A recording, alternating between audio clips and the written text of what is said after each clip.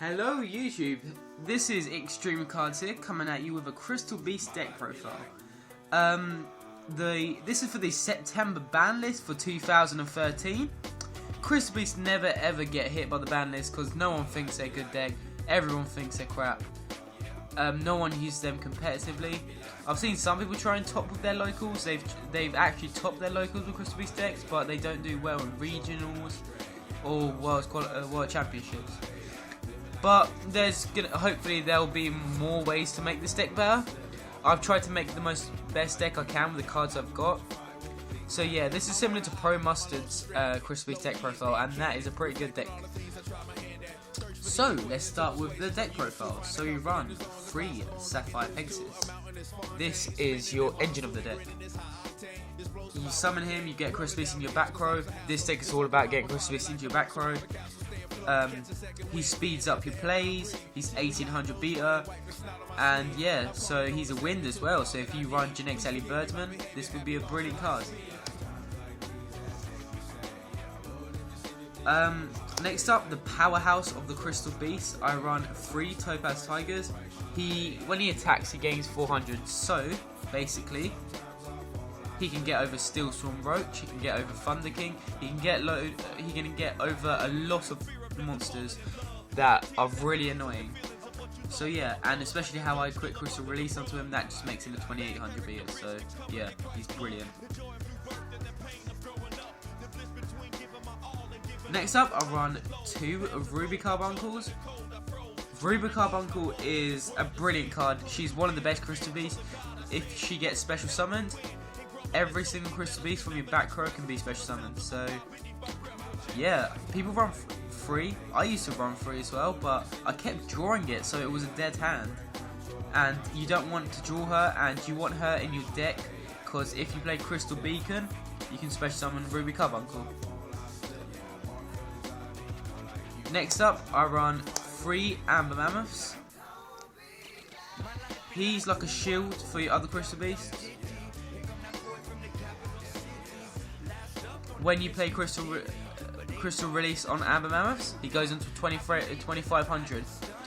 Also, if let's say you have Ruby on the field, in like the attack position or whatever, if they attack Ruby, I can make this the attack target, so they would take some damage if so. So yeah, so he's a good card. 1700 beta, he's a beast, so you can go into level 4 ranks and overlay for rank 4 because he's a level 4. So yeah. So now moving on to the non-Crystal Beast monsters. 1 Neospatial Grand Mole. Grand Mole is like brilliant for getting rid of big boss monsters. If they have, it's good for like a Ophion. You summon Grand Mole, attack. This goes into your hand. Ophion goes into their extra deck. So yeah, Grand Mole is good. Gets rid of XYZs. Gets rid of Synchros. Brilliant card. Level 3. You can overlay this and Ruby Carbuncle and go into a rank 3. So yeah, it's not bad, and you take no battle damage with this card. So he's brilliant, and because he's limited, you might as well make the best of him. Next up, the last monsters of the deck, which is probably one of my favourite cards of this deck, Fossil Dino Pachycephalo. The reason I run this is because it can beat a lot of decks with this. When he's summoned, no one can ever special summon while he's face up. If he's face down and he's flipped face up, destroy all special summon monsters. So it's good against 6 Sams, Horatics, Evil Swarms, a lot of good meta decks. So I would run 3 if I got my hands on another one. But at the moment 2 is brilliant. I've seen people run, Pro Mustard's version is 2 Fossil Dinos and 3 of all the other Crystal Beasts except from Cobalt Eagle, Amethyst Cat and Emerald Tortoise. So yeah, Fossil Dino is a brilliant card. I love drawing him in my first turn because I can just set him. If you're facing Chaos Dragons, just play Fossil Dino. And face up, just watch him cry. Moving on to spells now. We run 3 Ancient City Rainbow Ruins. Now this is obviously the best field spell card in the game. It has so many different effects. If you have Crystal Beast in your back row, there's so many effects, so I'm not going to read them out, and yeah, it's just brilliant. If you have Crystal Beast, a load of Crystal Beast in your back row, and this is face up on your field, I think it's just, you probably win. You probably have an advantage, basically. Another field spell, Advanced Duck, probably one of the best Crystal Beast support cards. Whenever a Crystal Beast is getting attacked, so if you have like Pegasus and Advanced Duck on the field, if he gets attacked, you can send one Crystal Beast from your deck to the graveyard. Then you take no damage and he still goes into your back row. So yeah, and every Crystal Beast becomes a Dark while Advanced Duck's on the field, so you can throw in a Dark Arm Dragon or something similar. Next up, to make sure I get them field spell cards in my hand, I run 3 Terraformings. I know it's a bit dead draw sometimes, but you know, because this card is a 40 card deck, if you play a lot of Terraformings, get every field spell card, it just cuts down your deck, so you have a bigger chance of getting your better cards. So yeah, I do love this card, and yeah, make sure you search out for them field spell cards. Next up, 3 Crystal Release. Crystal Release is probably one of my favourite Crystal Beast support cards. What it does, it gives you a Crystal Beast 800 more attack.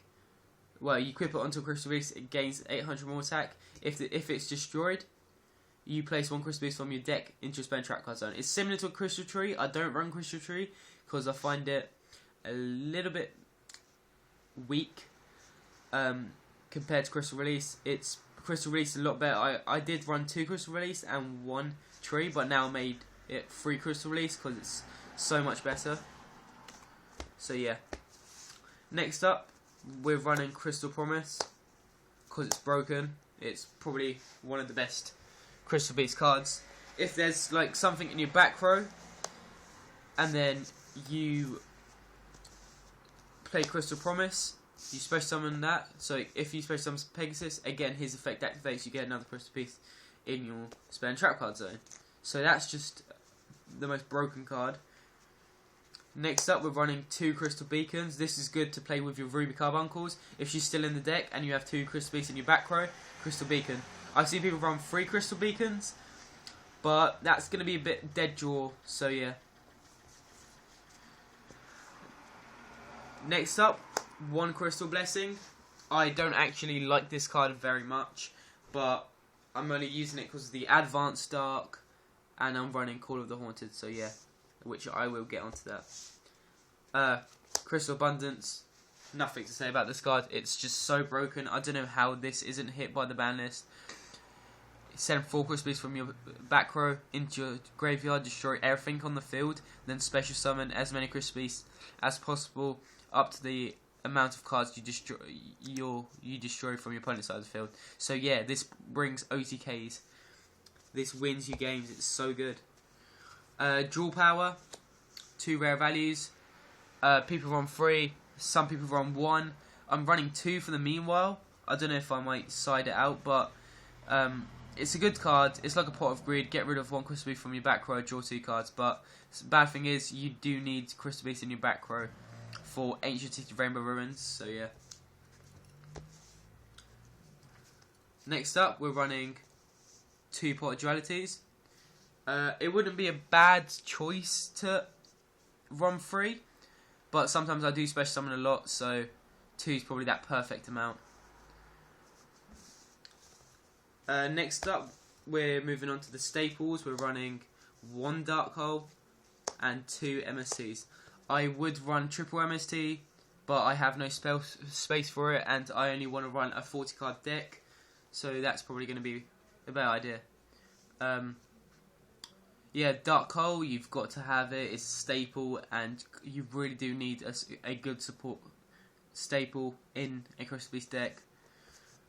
MST, just get rid of back row, so they don't play bottomless on your Pegasus or anything like that. Next up, last card of the deck, we're running 3 Call of the Haunted. Call of the Haunted is just brilliant.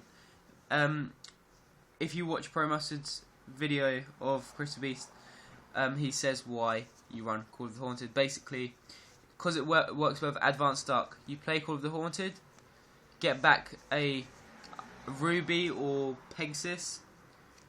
They play MSC on your Call of the Haunted. Call of the Haunted gets destroyed, and then this goes into your back row. So it's as easy as that. There's another reason. You can get back Neo Special Grand Mole if you really wish to.